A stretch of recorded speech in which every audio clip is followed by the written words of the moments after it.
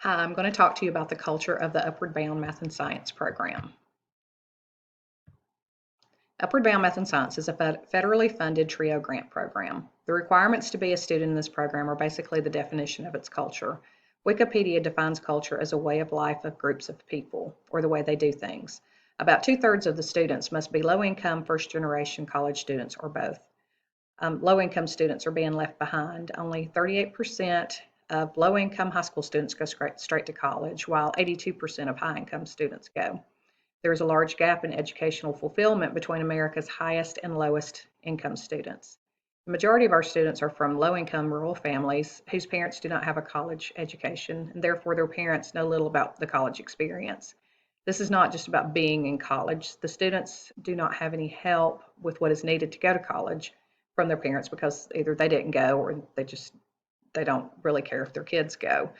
We start with the students in ninth or 10th grade discussing what it takes to graduate and enroll in college. We explain the necessity of high SAT scores and scholarships.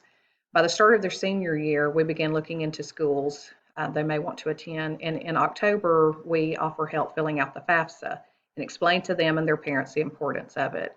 And this is where students will receive Pell Grant, and most of our students receive close to full Pell. Our students are not socioeconomically diverse. The majority of our students come from the same background.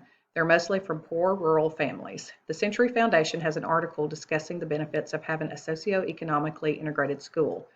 Students in these schools have higher average test scores and show that they are about 2 years of learning ahead of low-income students in high poverty schools.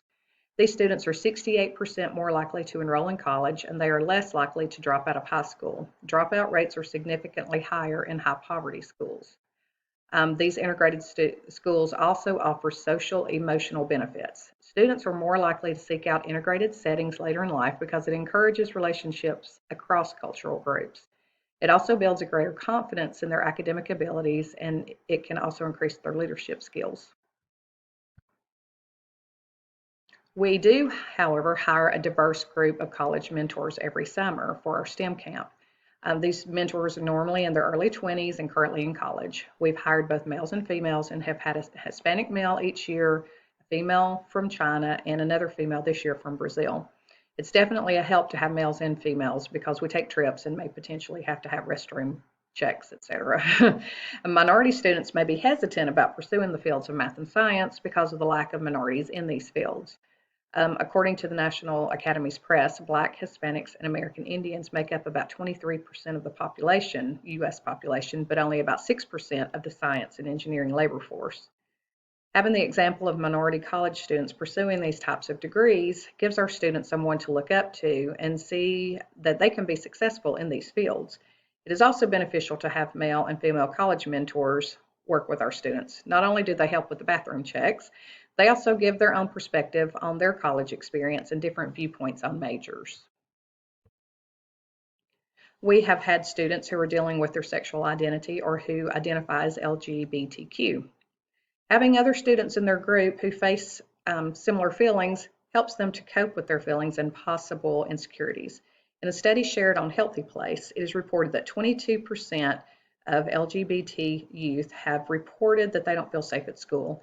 90% have reported being harassed or assaulted during the year, and 35% have reported a suicide attempt in the last 12 months.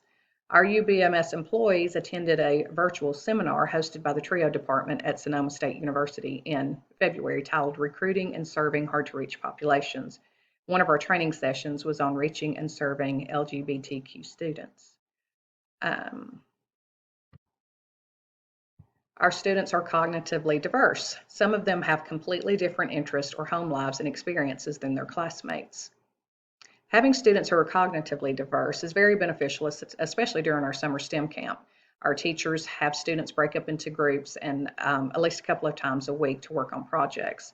To have students who think differently allows a group to make the most of their time and brain power to successfully finish the project.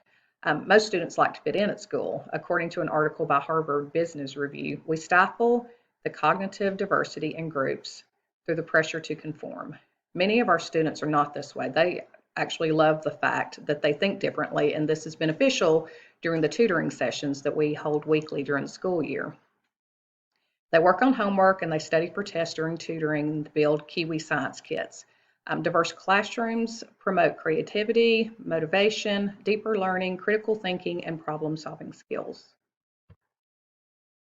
Our students are not racially diverse. Because our students are mostly from rural county schools, we do not have many African American or Hispanic students.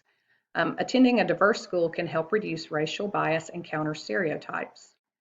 When students are in a school with other racial groups, they are more comfortable with people of different races. Being in a diverse school also leads to bonding with classmates who are of different races and ethnicities, which helps these students learn how to treat people who are different with more respect and kindness.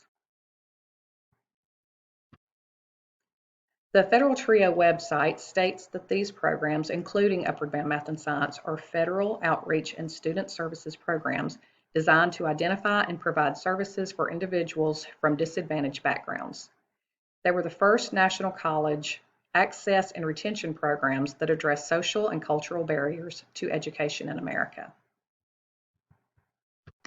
My references are listed, and if you have any questions, just please let me know. I've really enjoyed being in this class. I wasn't really sure what to expect, but I have learned a whole lot. So thank you.